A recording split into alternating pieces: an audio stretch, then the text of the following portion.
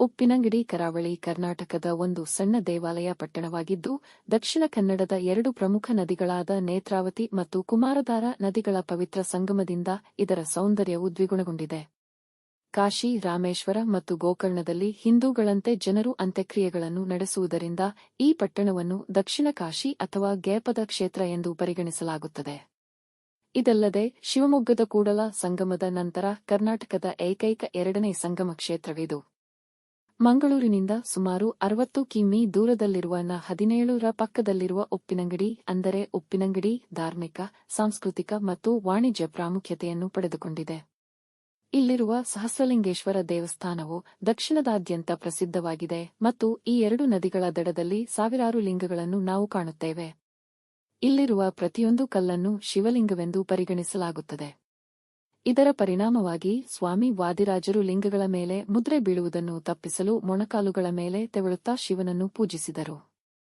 ಸ್ಕಂದ ಪುರಾಣದ ಒಂದು ಕಥೆಯನ್ನು ಉಲ್ಲೇಖಿಸುವುದಾದರೆ, ರಾಜಸೂಯ ಯಾಗದ ಕರ್ತವ್ಯದಲ್ಲಿದ್ದ ಪಾಂಡವರಲ್ಲಿ ಬಲಿಷ್ಠನಾದ ಭೀಮಸೇನನ ಮೇಲೆ ಪುರುಷ ಮೃಗ ಎಂಬ ದೈತ್ಯ ಪ್ರಾಣಿ ದಾಳಿ ಮಾಡಿತು. ಪುರುಷ ಮೃಗನ ಹಿಡಿತದಿಂದ ತಪ್ಪಿಸಿಕೊಳ್ಳಲು ಭೀಮನು ನೆಲದ ಮೇಲೆ ಒಂದು ಕೂದಲನ್ನು ಬೀಳಿಸಿದನು. ಅದು ಶೀಘ್ರದಲ್ಲೇ ಲಿಂಗವಾಯಿತು. ಶಿವನ ಆರಾಧಕನಾಗಿದ್ದ ಪುರುಷ ಮೃಗನು ಶಿವನನ್ನು ಪೂಜಿಸಲು ಒಂದು ಎಳೆಯನ್ನು ತೆಗೆದುಕೊಂಡು ಭೀಮನು ತಪ್ಪಿಸಿಕೊಳ್ಳಲು ಅವಕಾಶ ಮಾಡಿಕೊಟ್ಟನು. ಪುರುಷ ಮೃಗನು ಅವನನ್ನು ಹಿಡಿಯಲು ಮುಂದಾದಾಗ ಭೀಮನು ಒಂದು ಕೂದಲನ್ನು ಬೀಳಿಸಿದನು. ಇದರಿಂದ ಭೀಮನು ಸ್ವಲ್ಪ ವಿರಾಮ ತೆಗೆದುಕೊಂಡು ಪೂಜೆ ಸಲ್ಲಿಸಬೇಕಾಯಿತು. ಕೊನೆಗೆ ಭೀಮನು ಒಂದು ಕೈಬೆರಳೆಣಿಕೆಯಷ್ಟು ಕೂದಲನ್ನು ಬೀಳಿಸಿದನು. ಅದು ಶೀಘ್ರದಲ್ಲೇ ಸಾವಿರಾರು ಲಿಂಗಗಳ ರೂಪವನ್ನು ಪಡೆದುಕೊಂಡಿತು. ಪುರುಷ ಮೃಗನು ಪ್ರತಿ ಲಿಂಗವನ್ನೂ ಪೂಜಿಸಲು ಹೆಚ್ಚು ಸಮಯ ತೆಗೆದುಕೊಂಡನು. ಅದು ಭೀಮನು ತಪ್ಪಿಸಿಕೊಳ್ಳಲು ಸಹಾಯ ಮಾಡಿತು. ಈ ಸ್ಥಳವು ಉಪ್ಪಿನಂಗಡಿ ಹೊರತುಪಡಿಸಿ ಬೇರೇನೂ ಅಲ್ಲ. ಪುರೋಹಿತ ಪಾಲ್ತಿಲ ಅನಂತ ಭಟ್ 1910 ಸಂಪಾದಿಸಿದ ಶ್ರೀ ಗಯಾಪಾದ ಕ್ಷೇತ್ರ ಮಹಾತ್ಮ್ಯವು ಎಂಬ ಪುಸ್ತಕವು ನದಿಯಲ್ಲಿ ಸಾವಿರಾರು ಲಿಂಗಗಳ ಅಸ್ತಿತ್ವವನ್ನು ಸೂಚಿಸುತ್ತದೆ. ಬಹುಶಃ ಸಹಸ್ರಲಿಂಗೇಶ್ವರ ದೇವಸ್ಥಾನವು 2500 ವರ್ಷಗಳಷ್ಟು ಹಳೆಯದಾಗಿರಬಹುದು ಮತ್ತು ಪ್ರಸ್ತುತ ರಚನೆಯು ಬಹುಶಃ 13ನೇ ಶತಮಾನಕ್ಕೆ ಸೇರಿದೆ. ಮೂಲ ಲಿಂಗವನ್ನು ದೇವಾಲಯದ ಎಡಭಾಗದಲ್ಲಿರುವ ನೇತ್ರಾವತಿ ನದಿಯ ದಡದಲ್ಲಿ ಮರಳಿನಲ್ಲಿ ಮರೆಮಾಡಲಾಗಿದೆ. ವಾರ್ಷಿಕ ಉತ್ಸವದ ಸಮಯದಲ್ಲಿ ಮರಳನ್ನು ತೆಗೆದು ಭಗವಾನ್ ಸಹಸ್ರಲಿಂಗೇಶ್ವರನ ತಾತ್ಕಾಲಿಕ ರಚನೆಯನ್ನು ನಿರ್ಮಿಸಲಾಗುತ್ತದೆ. ಪ್ರತಿ ವರ್ಷ ಮಳೆಗಾಲದಲ್ಲಿ ಲಿಂಗಗಳು ತುಂಬುವುದರಿಂದ ಅದನ್ನು ಆವರಿಸಿರುವ ಸಂಪೂರ್ಣ ಮರಳನ್ನು ತೆಗೆದುಹಾಕುವುದು ತುಂಬಾ ಕಷ್ಟ. ನೇತ್ರಾವತಿ ನದಿಯು ವಿಷ್ಣುವಿನ 3ನೇ ಅವತಾರವಾದ ವರಾಹನ ಕಣ್ಣೀರಿನಿಂದ ಹುಟ್ಟಿಕೊಂಡಿತು ಎಂದು ನಂಬಲಾಗಿದೆ. ಕುಮಾರಧಾರ ನದಿಯು ಕುಮಾರ ಪರ್ವತದಲ್ಲಿ ಹುಟ್ಟಿ ಸುಬ್ರಹ್ಮಣ್ಯವನ್ನು ದಾಟಿ ಉಪ್ಪಿನಗಡಿ ತಲುಪುತ್ತದೆ. ಕುಮಾರಧಾರವು ಉಪ್ಪಿನಗಡಿಯಲ್ಲಿ ನೇತ್ರಾವತಿಯನ್ನು ಸೇರುತ್ತದೆ. ಇದು ಪವಿತ್ರ ಸಂಗಮದ ಮೇಲೆ ಪರಿಣಾಮ ಬೀರುತ್ತದೆ. ಮಳೆಗಾಲದಲ್ಲಿ ಭಾರೀ ಮಳೆಯ ಸಮಯದಲ್ಲಿ ಈ ಎರಡು ನದಿಗಳು ಭಗವಾನ್ ಸಹಸ್ರಲಿಂಗೇಶ್ವರನ ಮುಂದೆ ಒಂದಾಗುತ್ತವೆ. ಜನರು ಪವಿತ್ರ ಸ್ನಾನ, ಸಂಗಮ ಸ್ನಾನ ಮಾಡಿ ಶಿವನನ್ನು ಪೂಜಿಸುವುದು ಶುಭ ಸಂದರ್ಭವಾಗಿದೆ. ಇದು ಮರಣಾನಂತರ ಶಾಶ್ವತ ಶುದ್ಧತೆ ಮತ್ತು ಮೋಕ್ಷವನ್ನು ನೀಡುತ್ತದೆ. ಮೋಕೆ ಜಾತ್ರೆಯಂತಹ ಪವಿತ್ರ ಸಂದರ್ಭಗಳಲ್ಲಿ ಹಲವಾರು ಭಕ್ತರು ಈ ದೇವಾಲಯಕ್ಕೆ ಆಗಮಿಸಿ ಪವಿತ್ರ ಸ್ನಾನ ಮಾಡುತ್ತಾರೆ. ಮಹಾಕಾಳಿ ದೇವಿ. ಕರಾವಳಿ ಕರ್ನಾಟಕದ ಜನರು ಬಂಗಾಳಿಗಳ ಮಾತೃದೇವತೆ ಕಾಳಿಯನ್ನು ಪೂಜಿಸುತ್ತಾರೆ.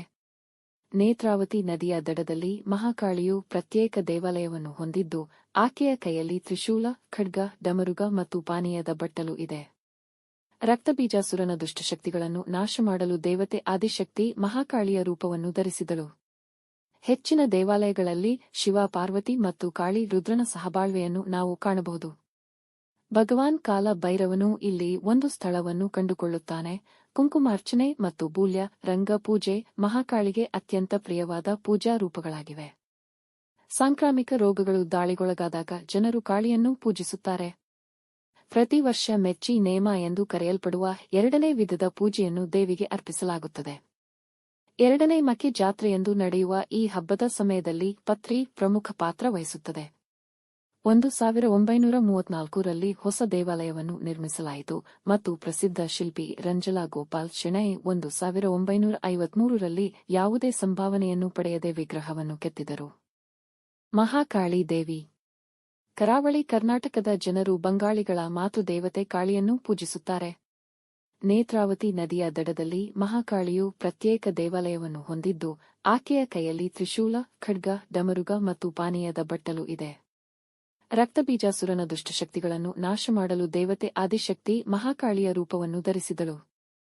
ಹೆಚ್ಚಿನ ದೇವಾಲಯಗಳಲ್ಲಿ ಶಿವ ಪಾರ್ವತಿ ಮತ್ತು ಕಾಳಿ ರುದ್ರನ ಸಹಬಾಳ್ವೆಯನ್ನು ನಾವು ಕಾಣಬಹುದು. ಭಗವಾನ್ ಕಾಲ ಭೈರವನು ಇಲ್ಲಿ ಒಂದು ಸ್ಥಳವನ್ನು ಕಂಡುಕೊಳ್ಳುತ್ತಾನೆ. ಕುಂಕುಮಾರ್ಚನೆ ಮತ್ತು ಬೂಲ್ಯ ರಂಗ ಪೂಜೆ ಮಹಾಕಾಳಿಗೆ ಅತ್ಯಂತ ಪ್ರಿಯವಾದ ಪೂಜಾ ರೂಪಗಳಾಗಿವೆ. ಸಾಂಕ್ರಾಮಿಕ ರೋಗಗಳು ದಾಳಿಗೊಳಗಾದಾಗ ಜನರು ಕಾಳಿಯನ್ನು ಪೂಜಿಸುತ್ತಾರೆ. ಪ್ರತಿ ವರ್ಷ ಮೆಚ್ಚಿ ನೇಮ ಎಂದು ಕರೆಯಲ್ಪಡುವ ಎರಡನೇ ವಿಧದ ಪೂಜೆಯನ್ನು ದೇವಿಗೆ ಅರ್ಪಿಸಲಾಗುತ್ತದೆ. ಎರಡನೇ ಮಕ್ಕೆ ಜಾತ್ರೆಯೆಂದು ನಡೆಯುವ ಈ ಹಬ್ಬದ ಸಮಯದಲ್ಲಿ ಪತ್ರಿ ಪ್ರಮುಖ ಪಾತ್ರ ವಹಿಸುತ್ತದೆ. 1934ರಲ್ಲಿ ಹೊಸ ದೇವಾಲಯವನ್ನು ನಿರ್ಮಿಸಲಾಯಿತು ಮತ್ತು ಪ್ರಸಿದ್ಧ ಶಿಲ್ಪಿ ರಂಜಲಾ ಗೋಪಾಲ್ ಶೆಣೈ 1953ರಲ್ಲಿ ಯಾವುದೇ ಸಂಭಾವನೆಯನ್ನು ಪಡೆಯದೆ ವಿಗ್ರಹವನ್ನು ಕೆತ್ತಿದರು. ಮಾಖೆ ಜಾತ್ರೆ ಮಾಖೆ ಜಾತ್ರೆಯನ್ನು ವರ್ಷದಲ್ಲಿ 3 ಬಾರಿ ಮಾಸದ ಹುಣ್ಣಿಮೆಯಂದು, ಪೌರ್ಣಮಿ, ಮಾಘಮಾಸದ ಕೃಷ್ಣ ಪಕ್ಷ ಅಷ್ಟಮಿ ಮತ್ತು ಶಿವರಾತ್ರಿಯಂದು ನಡೆಸಲಾಗುತ್ತದೆ. ಶಿವರಾತ್ರಿ ಮೊದಲೇ ಬಂದರೆ ಅಷ್ಟಮಿಯವರೆಗೆ ಹಬ್ಬವು 22 ದಿನಗಳವರೆಗೆ ಮುಂದುವರಿಯುತ್ತದೆ. ಹುಣ್ಣಿಮೆಯ ದಿನದಿಂದ ಪ್ರಾರಂಭವಾದರೆ ಹಬ್ಬವು 15 ದಿನಗಳವರೆಗೆ ಇರುತ್ತದೆ. ಮದಿಮ್ಮಲ್ ವಧು ವರ ಅಥವಾ ಕನ್ಯಾಪು ನೃತ್ಯವು ಹಬ್ಬದ ಅವಿಭಾಜ್ಯ ಅಂಗವಾಗಿದೆ. ಕಲ್ಕುಡ ದೇವಾಲಯವನ್ನು ಸಹ ಪೂರ್ವಜರ ದೇವಾಲಯವೆಂದು ಹೇಳಲಾಗುತ್ತದೆ.